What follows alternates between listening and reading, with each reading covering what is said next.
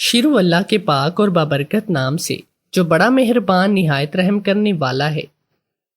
Gas کے مریض ایک ہفتے تک روزانہ صبح ناشتے میں 3 سے 11 دانے کھجور کھا کر اوپر سے پانی یا دودھ پئیں، انشاءاللہ اس مرض سے نجات مل جائے گی۔ نمکین لسی پینے سے دل کو طاقت ملتی ہے۔ زیادہ میٹھا استعمال کرنے سے ذہن کمزور ہوتا ہے۔ کالے یرکان کے مرض سے بچنا چاہتے ہو تو گنے کا رس پیا کرو۔ ہائی بلڈ پریشر کا خاتمہ کرنے کے لیے نہانے سے قبل 1 گلاس پانی کا پی لیں۔ پخانہ زور لگا کر مت کرو، اس سے مثانے کو نقصان پہنچتا ہے۔ گوشت کھا کر اوپر سے دودھ نہیں پینا چاہیے، اس سے دانتوں میں کیڑا نہیں لگتا۔ بند گوبھی اور بھنڈی کے استعمال سے بانجھ پن کی بیماری دور ہونے لگتی ہے۔ ککر کی کچی پھلیاں جن میں بھی بیج نہ پڑا ہو اسے لے کر سائے میں خشک کر کے سفوف بنا لیں، اور اس سفوف کے ہم وزن مصری ملائیں۔ صبح شام 6 ماشا سفوف دودھ کے ہمراہ کم از کم 1 ماہ تک استعمال کریں۔ یہ نسخہ شرطیہ ہے۔ خول نجان تال مکھانا ہم وزن لے کر سفوف بنائیں اور ہم وزن مصری شامل کریں اور ہمیشہ 6 ماشا صبح کے وقت دودھ کے ساتھ استعمال کیا کریں۔ فوائد میں قیمتی نسخوں میں بڑھ چڑھ کر ہے۔ دانتوں کی پلاہٹ دور کرنا۔ لیموں کے چھلکے سکھا کر پیس لیں، ان میں نمک ملائیں۔ روزانہ دانت اس سے صاف کرنے سے دانتوں کا تمام میل دور ہو جائے گا۔ 1 چمچ کھانے والا میٹھا سوڈا، نمک اور سہاگا لے کر کسی بوتل میں رکھ لیں۔ روزانہ اس سے دانت صاف کریں، دانتوں کی پلاہٹ دور ہو جائے گی۔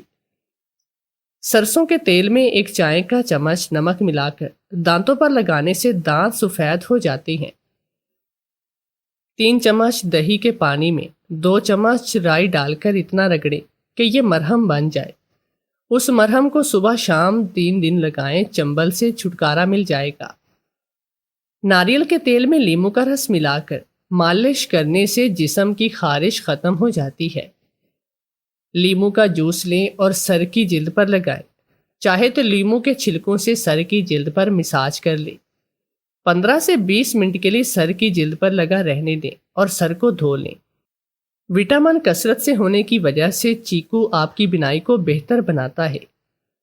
لیموں کا بیج ثابت نکل لیں تو پینڈکس کا درد دور ہو جائے گا۔ بیسن کو پانی میں گھول کر پیسٹ بنا لیں اور اس کو چہرے پر لگائیں۔ کچھ دیر کے بعد ہاتھ سے رگڑ کر اتار لیں، چہرے کے فالتو بال ختم ہو جائیں گے۔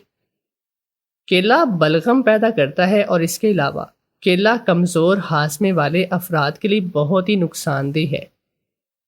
کھانے کے ساتھ کچی ہری مرچ ضرور کھائیے۔ ہری مرچ جسم کی چربی کو ختم کرتی ہے اور وزن کم کرنے میں مدد دیتی ہے۔ سوفٹ 25 گرام، سوے 25 گرام، دونوں کو توے پر بھون کر گرائنڈ کر لیں۔ رات کو سوتے وقت 1 سپون پانی سے لیں، آپ کا پیٹ اندر چلا جائے گا۔ چھوٹے بچوں کو نہلا کر کمر اور سینے پر ناریل کا تیل مل دیں، وہ ٹھنڈ سے جلد خشکی سے محفوظ رہیں گے۔ بچہ صحت مند پھلتا پھولتا ہوگا۔ سال کے بعد چاہے 1 جامن کھائیں، لیکن کھائیں ضرور۔ روزمرہ خوراک کے ذریعے معدے میں جمع ہونے والے بال کسی شے سے گلتے یا ہضم نہیں ہوتے، صرف 1 جامن کا کھانا ان کو گلا کر ہضم کر دیتا ہے۔ روزانہ ہاتھ کی ہتھیلی کو دوسرے ہاتھ کی ہتھیلی پر اچھی طرح سے رگڑ کر آنکھوں پر لگائیں۔ یہ عمل دن میں چند بار کریں، انشاءاللہ گہانجنی ختم ہو جائے گی۔ مرد کا دل جب عورت سے بھر جاتا ہے تو وہ 3 کام کرتا ہے۔ اپنا لہجہ بدلتا ہے، عورت کے کردار پر انگلی اٹھانے لگتا ہے اور ہر وقت مصروف رہنے لگتا ہے۔ خشخاش کے بیج کمر کے درد میں آرام لانے کے لیے حیرت انگیز کام کرتے ہیں۔ 100 گرام خشخاش اور مصری کو ملا کر گرینڈ میں اچھی طرح سے پیس لیں۔ اس کو 2 چائے کے چمچ روزانہ 1 گلاس دودھ کے ساتھ کھائیں۔ 4 مگز کا تیل سر پر لگانے سے دماغ تیز ہوتا ہے، آنکھوں کے لیے بھی بہترین ہے۔ سر درد کے لیے بہت اچھا ہے اور سکون مہیا کرتا ہے۔ جن کو نیند کا مسئلہ ہے وہ لوگ رات کو سر پر لگائیں، اس سے گہری نیند آئے گی۔ خواتین کے کمر درد کا علاج۔ چکنی مٹی کے پیالے میں تازہ پانی بھر کر بستر کے ساتھ رکھ لیں، ایک بوتل میں گٹا ہوا سفید زیرہ، ایک بوتل میں چینی بھر کر رکھ لیں۔ صبح نہار منہ 1 سے 2 چائے کے چمچ زیرے میں چند دانے چینی کے ڈال کر کھائیں، اور پیالے والا تھوڑا سا پانی لیں۔ 1 ہفتے لگاتار استعمال کرنے سے ساری تکلیف دور ہو جائے گی۔ ناشتے میں زیادہ میٹھے کا استعمال کرنے سے شوگر کا مسئلہ ہو سکتا ہے۔ بارش کے موسم میں کچے پیاز کا استعمال کرنے سے وبائی امراض سے بچ سکتی ہیں۔ سونے سے قبل اپنے کپڑے اور بستر کو جھاڑ لینے سے نیند بہت اچھی آتی ہے۔ برتن دھوتے وقت نمک استعمال کرنے سے برتن صاف اور جلدی دھل جاتے ہیں۔ زیادہ کھانے کی صورت بھاری پن محسوس ہونے لگے تو پودینے کے پتے چبایا کرو۔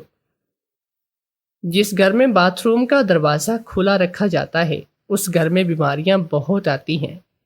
تو آئیے چلتے ہیں اب آج کی سبق آموز کہانی کی جانب۔ میرا شوہر آفس سے آیا تو کھانے کے لیے چلا رہا تھا۔ اسے بہت ہی بھوک لگی تھی جبکہ میں اپنے بیٹے کے لیے دودھ ٹھنڈا کر رہی تھی۔ میرا 1 سال کا بیٹا ارسلان بھی بھوک سے رو رہا تھا۔ میں نے جلدی سے دودھ والا فیڈر ارسلان کے منہ سے لگایا اور شوہر کے لیے کھانا لینے کچن میں چلی گئی۔ میں نے کھانا ٹرے میں رکھا اور کمرے کی طرف چل پڑی تھی، مگر کمرے میں پاؤں رکھتے ہی میرے ہوش اڑ گئے۔ مجھے ایسے لگا کسی نے میری جان نکال دی ہو۔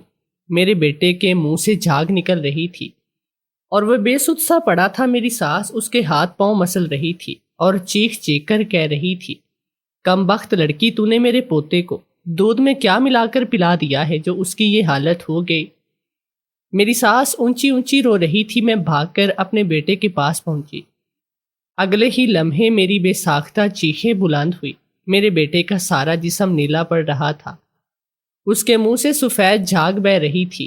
میرا شوہر اسے اٹھا کر ڈاکٹر کے پاس لے جانے ہی لگا تھا کہ میرا بیٹا وہیں پر دم توڑ گیا تھا۔ اس کی آنکھوں کی پتلیاں ساکت ہو گئی۔ 2 منٹ میں میری دنیا ویران ہو چکی تھی۔ میرا بیٹا مجھے چھوڑ کر اس دنیا سے جا چکا تھا۔ میری کل کائنات میرا بیٹا ہی تھا۔ اس کی اس طرح اچانک موت نے مجھے پاگل بنا دیا تھا۔ میں بالکل خالی ہاتھ رہ گئی تھی۔ ہمارے گھر کا شور سن کر پڑوسی اور محلے دار بھی ہمارے گھر آ چکے تھے اور آگے کا منظر دیکھ کر وہ بھی حیرت سے بت بنے کھڑے تھے۔ اچانک مجھے اپنے ارد گرد گھٹن کا احساس ہوا اور میری آنکھوں کے سامنے اندھیرا چھا گیا۔ مجھے اپنے آس پاس کی ساری چیزیں چکراتی محسوس ہوئی۔ اگلے ہی پل میں زمین پر گر کر بے ہوش ہوئی۔ جب مجھے ہوش آیا تو میں نے خود کو اپنے کمرے میں پایا۔ میرا سر ابھی تک بھاری تھا۔ میں نے ناسمجھی سے ادھر ادھر دیکھا تو میری نظر میرے بیٹے کی میت پر پڑی تھی۔ میں جلدی سے اٹھ کر باہر بھاگی۔ صبح ہو چکی تھی۔ میں پوری رات بے ہوش رہی تھی۔ میرے بیٹے کا جنازہ صحن میں پڑا تھا اور میری ساس اس کی چارپائی سے لگ کر بیٹھی تھی۔ اس کی آنکھیں دیکھ کر لگتا تھا جیسے وہ پوری رات روتی رہی ہو۔ میرا شوہر بھی رو رہا تھا۔ میں جیسے ہی جنازے کے پاس پہنچی تو محلے کی عورتیں مجھے دیکھ کر ایک دوسرے سے کہنے لگی، لو دیکھو ہو گئی مہارانی کی صبح، کیسی بے شرم لڑکی ہے، بیٹا مر چکا ہے اور یہ اپنی نیندیں پوری کر رہی ہے۔ ارے کچھ تو حیا کرو، تمہاری بوڑھی ساس کل شام سے چارپائی سے لگ کر بیٹھی ہے، پانی کا گھونٹ تک نہیں پیا، پھر بھی اسے تمہارا ہی خیال تھا کہ تمہیں اٹھایا نہ جائے، تمہاری طبیعت خراب ہو جائے گی، اور ایک تم ہو کہ پہلے اپنے بیٹے کو جان سے مارتی ہو اور پھر بے شرمی سے اپنی نیندیں بھی پوری کرتی ہو۔ میں حیرانگی سے ان کی باتیں سن رہی تھی۔ وہ کتنی صفاقی سے سارا الزام مجھ پر ڈال رہی تھی۔ میں نے سر جھٹکا اور اپنے بیٹے کے جنازے کی طرف بڑھی تھی۔ ایک دم مجھے اپنے بالوں میں کھچاؤ محسوس ہوا، جیسے کسی نے بہت ہی بے دردی سے میرے بال مٹھی میں پکڑ لیے تھے۔ مجھے اپنی طرف کھینچا ہو۔ میں نے پیچھے مڑ کر دیکھا تو میری ساس میرے بال مٹھی میں جکڑے کھڑی تھی۔ پھر میری ساس نے مجھے بازو سے پکڑ کر اپنی طرف موڑا۔ ان کے اگلے عمل نے میرے 14 تیبک روشن کر دیے۔ انہوں نے اپنی پوری قوت لگا کر میرے منہ پر کئی تھپڑ مارے۔ میرا منہ لال ہو گیا اور ہونٹ کا کنارہ بھی پھٹ گیا تھا، اس سے خون بہنے لگا۔ میری ساس کہہ رہی تھی کہ میری نظروں کے سامنے سے دور ہو جاؤ، تم نے میرے پوتے کو جان سے مارا ہے جب سے میرے بیٹے کی زندگی میں آئی ہو، اس کی زندگی تم نے جہنم بنا دی ہے۔ میں نے ان کے آگے ہاتھ جوڑ دیے اور کہا، میں نے کچھ نہیں کیا ہے، میں نے اس کی جان نہیں لی، میں ایسا کیوں کروں گی، وہ تو میرا اکلوتا بیٹا تھا، پولیس مجھے اس کے پاس جانے دے، ایسا نہ کرے۔ لیکن میری ساس پر میری کسی فریاد کا اثر نہ ہوا۔ انہوں نے مجھے بازو سے پکڑا اور دروازے کے پاس لے گئے۔ پھر دروازہ کھول کر مجھے گھر سے باہر دھکا دے دیا۔ میرے اوپر ظلمتوں کے پہاڑ ٹوٹ پڑے تھے۔ میرا شوہر بت بنا سب کچھ دیکھ رہا تھا۔ اسے بھی لگتا تھا کہ میری لاپرواہی سے بیٹا فوت ہوا ہے۔ میں دروازے کے ساتھ لگ کر کھڑی ہو گئی۔ میں کافی دیر دروازہ بجاتی رہی لیکن اندر والے سارے ہی پتھر دل ہو گئے تھے۔ میں ٹوٹے ہوئے دل کے ساتھ روڈ پر چلنے لگی۔ میرا اور کوئی ٹھکانہ بھی نہ تھا۔ میں جاتی کہاں؟ جاتی تو کہاں جاتی؟ اچانک مجھے ایک عورت کی آواز سنائی دی جو اپنی مدد کے لیے پکار رہی تھی۔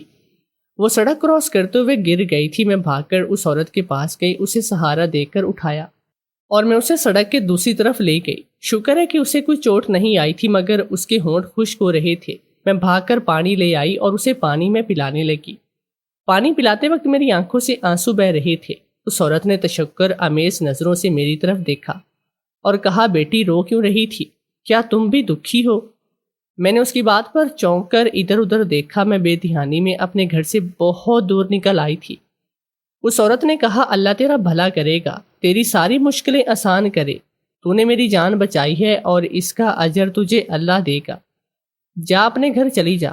میں نے کہا، میرا کوئی گھر نہیں، میں بے آسرا ہوں۔ اس نے کہا، تو بے آسرا نہیں، تو اپنے گھر چلی جا، تیرا گھر تیری راہ دیکھ رہا ہے، تیرے پاس تو سب کچھ ہے، پھر کیوں سڑکوں کی خاک چھان رہی ہے؟ گھر جا، تجھے وہاں پر ایسی خوشی ملے گی کہ تو حیران رہ جائے گی۔ میں بڑی حیران ہوئی کہ اس گھر میں تو میرے بیٹے کا جنازہ رکھا ہوا ہے، وہاں مجھے کون سی خوشی مل سکتی ہے؟ میں تجسس کے مارے گھر کی طرف بڑھ گئی اور سوچا کہ آخر وہاں جا کے دیکھوں تو صحیح کہ کون سی خوشی ہے جو میری منتظر ہے۔ شاید میری ساس کو مجھ پر رحم آ جائے اور مجھے میرے بیٹے کا آخری دیدار کرنے دیا جائے۔ اتنے میں گھر کے دروازے تک آ گئی۔ میں نے دھڑکتے دل کے ساتھ دروازہ کھٹکھٹایا۔ آگے جو منظر مجھے دیکھنے کو ملا، اس نے تو میری جان نکال لی۔ میرے پورے جسم پر کپ کپی طاری ہو گئی۔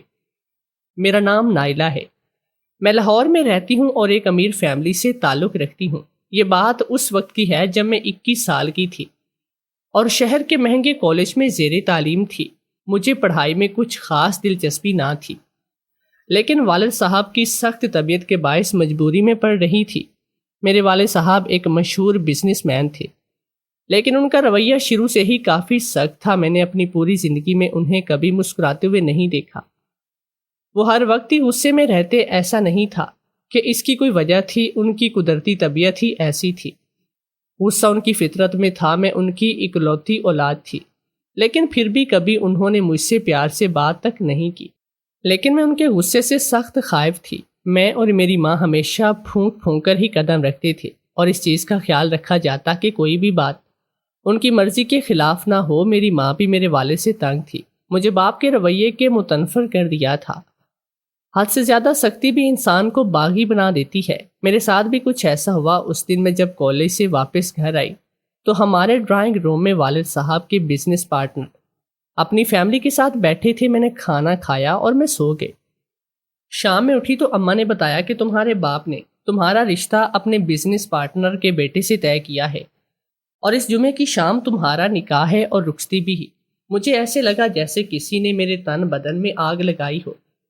میں نے احتجاج کرنے کی کوشش کی تو ماں نے کہا، خبردار جو کوئی الٹی سیدھی حرکت کی تمہارا باپ تمہیں مار دے گا، اس لیے کوئی ہنگامہ کر کے اپنے اور میرے لیے کوئی مشکل مت بنانا۔ میں غصے سے اپنے کمرے میں چلی گئی اور وہاں سے اپنا فون لے کر فوراً شعیب کو کال کی۔ اسے کہا کہ ابا میرا زبردستی شادی کر رہا ہے، تم پلیز کچھ کرو، میں تمہارے علاوہ کسی اور سے شادی نہیں کروں گی۔ شعیب نے مجھے کہا، تم فکر مت کرو، میں جلدی کوئی انتظام کرتا ہوں۔ میں بہت زیادہ پریشان تھی۔ دراصل میں اپنے کلاس فیلو شعیب سے محبت کرتی تھی۔ اس کا تعلق مڈل کلاس گھرانے سے تھا، لیکن میں اس کے لیے کچھ بھی کر سکتی تھی۔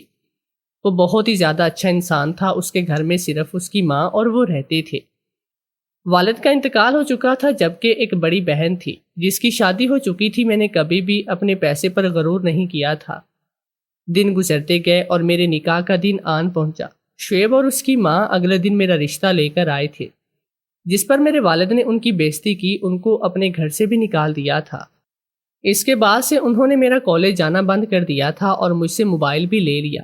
میں بہت ہی زیادہ الجھن میں تھی کہ آخر میں اب کیا کروں۔ خیر میرے پارلر جانے کا وقت ہو گیا۔ اماں نے میری سہیلی کو میرے ساتھ بھیجا اور مجھے سختی سے کہا کہ جلدی سے واپس آ جانا۔ ہم ان سے اجازت لے کر باہر نکلے اور گاڑی میں بیٹھ کر ڈرائیور کے ہمراہ پارلر کی جانب جانے لگے۔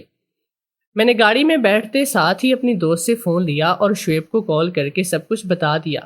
شعیب بہت ہی خفا ہوا کہ تمہارے والد نے اچھا نہیں کیا، انہیں میری ماں کی بے عزتی نہیں کرنی چاہیے تھی، لیکن میں پھر بھی تمہاری خاطر سب کچھ بھلا دیتا ہوں، تم مجھے بتاؤ کہ آخر اب میں کیا کروں۔ میں نے اسے کہا کہ اب ہمارے پاس ایک ہی راستہ ہے، ہم کورٹ میرج کر لیتے ہیں، تم مجھے پارلر سے آ کر لے جاؤ، ہم آج ہی شادی کر لیتے ہیں۔ شعیب نے کہا کیا یہ ٹھیک ہے؟ مگر تمہارے گھر والے تمہیں قبول نہیں کریں گے۔ میں نے کہا میں ان کی اکلوتی اولاد ہوں، وہ مجھ سے تھوڑا عرصہ ناراض رہیں گے پھر صلح کریں گے۔ شعیب نے کہا اچھا ٹھیک ہے، میں پارلر آ رہا ہوں۔ میں نے ڈرائیور کو بہانہ کر کے گھر بھیج دیا۔ اس سے کہا کہ میرا سوٹ گھر پر ہی رہ گیا ہے، مجھے وہ لا کر دے، میں جب تک تیار ہو جاتی ہوں۔ شعیب اگلے 15 منٹ میں میرے پاس پہنچ گیا تھا۔ میں اپنی دوست کو سب کچھ سمجھا دیا تھا۔ اس کے بعد میں شعیب کے ساتھ چلی گئی۔ ہم نے مسجد میں جا کر نکاح کیا اور پھر وہ مجھے اپنے گھر لے گیا۔ میں نہیں جانتی تھی کہ میں نے یہ قدم اٹھا کر کتنی سنگین غلطی کی ہے۔ ادھر جیسے ہی میرے ماں باپ کو میرے لاپتہ ہونے کی خبر ملی تو ان پر ساتوں آسمان ایک ساتھ ٹوٹ پڑے تھے۔ ان کے وہم و گمان میں بھی نہ تھا کہ میں کوئی ایسا قدم اٹھاؤں گی۔ میرے گھر پر تو یہ قیامت آ کر گزر گئی۔ میرے والد اسی وقت مجھے جان سے مارنے کے ارادے سے نکلے تھے، مگر اماں نے ان کے پیر پکڑ لیے اور کہا ایسا نہ کریں، وہ ہماری اکلوتی اولاد ہے، آپ بے شک اسے معاف نہ کریں لیکن اسے زندہ رہنے دیں۔ ابا کو اماں کی قسم نے روک لیا تھا۔ مجھے آج شعیب کے گھر آئے ہوئے 1 ہفتہ ہو چلا تھا، لیکن میرے میکے میں مکمل خاموشی تھی، جس پر مجھے بڑی حیرت ہو رہی تھی، لیکن میں یہ سمجھ نہیں سکی کہ طوفان کے آنے سے پہلے ہر طرف خاموشی ہوتی ہے۔ میں ہر چیز سے بے خبر اپنے سسرال میں پرسکون زندگی گزار رہی تھی۔ میری ساس بہت اچھی تھی، زندگی بالکل پرسکون گزر رہی تھی۔ میں نے پڑھائی چھوڑ دی، ساس مجھے اپنی بیٹیوں کی طرح پیار کرتی تھی۔ میں نے تو شکر کیا تھا کہ میری جان چھوٹ گئی پڑھائی سے۔ البتہ شعیب اب بھی پڑھ رہا تھا، ساتھ ساتھ کام بھی کر رہا تھا۔ وہ صبح سویرے دفتر جاتا اور شام کو سیکنڈ ٹائم کالج جاتا اور وہاں سے 8 بجے لوٹ کر آتا تھا۔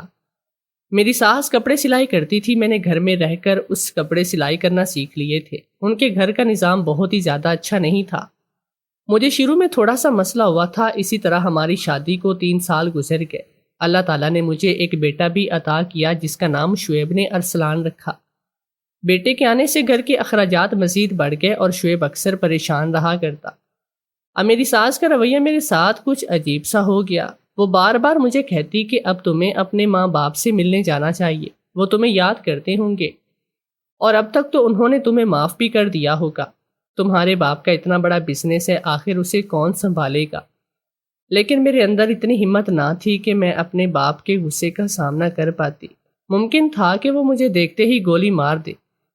میں ہر دفعہ اپنی ساس سے کوئی نہ کوئی بہانہ کر کے ان کو ٹال دیتی۔ شعیب کا رویہ بھی ان دنوں تبدیل ہوتا جا رہا تھا۔ میں نے ان سے پوچھنے کا ارادہ کیا، لیکن پھر خود ہی سوچا ہو سکتا ہے کام زیادہ ہو، اسی وجہ سے پریشان ہوں۔ اس دن بھی روز کے معمول کی طرح میرا شوہر ناشتہ کر کے دفتر چلا گیا۔ پیچھے میں نے گھر کے کام نپٹائے اور پرسکون ہو کر بیٹھ گئی، کیونکہ اب میرے شوہر نے رات کو ہی آنا تھا۔ اس دن میری ساس نے کچن میں جا کر کھانا بنایا تھا۔ اس نے مجھے کہا کہ تم جا کر ارسلان کو دیکھو۔ ارسلان کل رات سے رو رہا تھا، شاید اس کی طبیعت خراب تھی۔ میں کمرے میں آ کر ارسلان کے ساتھ لیٹ گئی۔ ابھی کچھ ہی دیر گزری تھی کہ دروازے پر دستک ہوئی اور ساتھ ہی میرے شوہر کی موٹر سائیکل کی آواز سنائی دی۔ مجھے بڑی حیرت ہوئی کہ آج وہ جلدی آ گئے ہیں۔ میں نے جا کر دروازہ کھولا، اتنے میں میری ساس بھی باہر آ کر تخت پوش پر بیٹھ گئی۔ اس نے میرے شوہر سے جلدی آنے کی وجہ پوچھی۔ اس نے کہا کہ آج دفتر میں کچھ خاص کام نہ تھا، اس لیے جلدی میں آ گیا ہوں۔ میں ارسلان کو دودھ پلا کر شوہر کے لیے کھانا لینے گئی۔ جب واپس آئی تو میرا بیٹا ارسلان مر چکا تھا۔ میں یہ منظر نہیں دیکھ پائی اور بے ہوش ہو گئی۔ جب مجھے ہوش آیا تو صبح ہو چکی تھی۔ میں نے اپنے بیٹے کے جنازے کے پاس جانا چاہا تو ساس نے مجھے کہا کہ تم قاتل ہو۔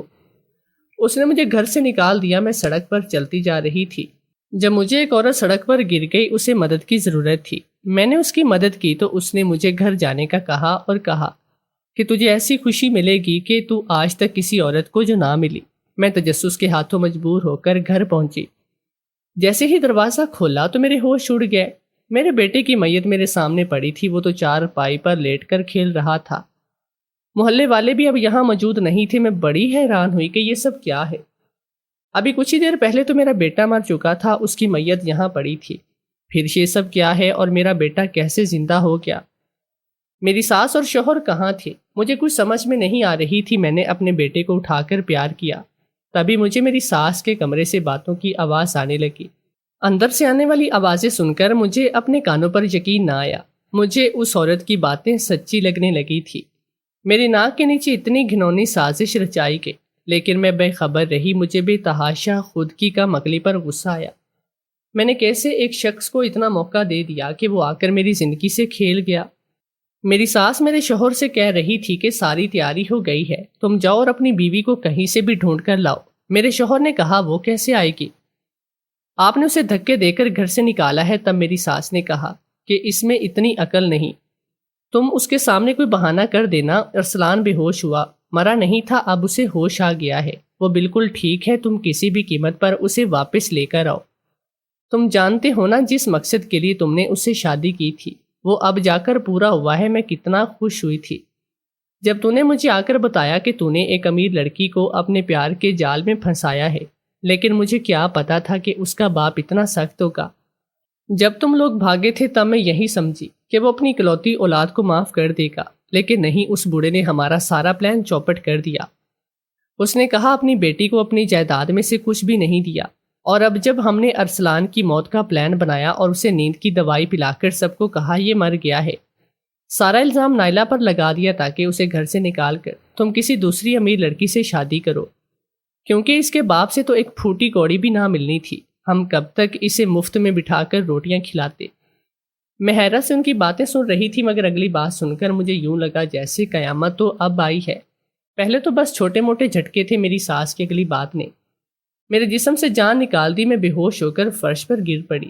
میرے شوہر اور ساس نے مجھے دیکھا تو ان کے چہرے پر خوف کے سائے لہرائے تھے۔ میرے شوہر نے مجھے اٹھا کر بستر پر ڈالا۔ مجھے ہوش آیا تو میرے شوہر کمرے میں بے چینی سے ٹہل رہا تھا۔ میں فوراً سے اٹھی اور کہا مجھے میرے باپ کے گھر جانا ہے۔ میں اس کی کوئی بھی بات سنے بغیر باہر کی طرف بڑھ گئی۔ میں اپنے باپ کے گھر پہنچی تو سب کچھ اجڑ چکا تھا۔ میرے والد فوت ہو چکے تھے اور مرنے سے پہلے اپنی جائیداد میرے نام کر گئے۔ میری ماں مجھے دیکھتے ہی میرے گلے لگ کر رونے لگی۔ یہی حال میرا بھی تھا۔ دراصل شعیب نے مجھ سے دولت کی لالچ میں شادی کی۔ پہلے تو سب کچھ ٹھیک رہا، لیکن جب انہیں پتا چلا کہ میرے باپ کی طرف سے انہیں کچھ بھی ملنے والا نہیں، تب ان کا دل میری طرف سے کھٹا ہو گیا۔ دونوں ماں بیٹا مجھے نکالنے کی وجہ ڈھونڈ رہے تھے۔ جب انہیں کوئی وجہ نہیں ملی تو میرے بیٹے کے مرنے کا ڈرامہ کیا اور الزام لگا کر مجھے گھر سے باہر کر دیا۔ پیچھے کسی کے منہ سے خبر سنی کہ میرے والد وفات پا گئے اور اپنی تمام جائیداد کا مالک مجھے بنا گئے، تو یہ خبر سنتے ہی میری ساس اور میرا شوہر پاگل ہو رہے تھے۔ وہ مجھ سے معافی مانگ رہے تھے اور کہہ رہی تھی کہ اس سب میں ہماری کیا غلطی ہے، ہم نے بچے کی بے ہوشی کو موت سمجھ لیا تھا۔ ایک ایک کر کے سارے لوگ وہاں سے چلے گئے۔ میری ساس اور میرا شوہر اب مجھے واپس لانا چاہتے تھے تاکہ میری دولت اپنے نام کروا سکیں، لیکن میں نے فیصلہ کر لیا تھا کہ میں کبھی بھی انہیں معاف نہیں کروں گی۔ میں اپنے بیٹے ارسلان کے ساتھ اپنی ماں کے گھر رہ رہی تھی۔ شام کو میرا شوہر اور میری ساس ایک بار پھر مجھ سے معافی مانگنے آئے اور کہا کہ تم ہمارے ساتھ اپنے گھر چلو، لیکن مجھ پر ان کی کسی بات کا اثر نہیں ہوا۔ وہ مایوسی سے لوٹ گئے اور اسی رات میرے شوہر کی بہن کو طلاق ہوئی، جس پر انہوں نے خودکشی کر کے اپنی جان لی تھی۔ یہ صدمہ میرے شوہر اور ساس کی زندگی کو بدل گیا۔ انہیں عقل آ گئی۔ میری ساس بیٹی کا صدمہ برداشت نہیں کر سکی۔ انہیں فالج کا ٹیک ہو گیا، جس کے بعد وہ مکمل طور پر بستر پر آ گئی۔ شعیب کی حالت بھی بہت ہی زیادہ خراب تھی۔ اس کی حالت کو دیکھ کر میرا دل خون کے آنسو روتا تھا۔ چاہے اس نے جو بھی کیا تھا، لیکن وہ میری محبت تھا۔ اسی محبت کے صدقے اور اپنے بیٹے کی خاطر میں نے اسے معاف کر دیا تھا۔ میرا بیٹا بھی اپنے باپ کی جدائی میں آدھا ہو گیا تھا۔ میں نے شعیب کے ساتھ صلح کر لی۔ اسے بھی احساس ہو گیا کہ اس نے میرے ساتھ بہت غلط کیا تھا، مگر اب وہ بالکل ٹھیک ہو گیا تھا۔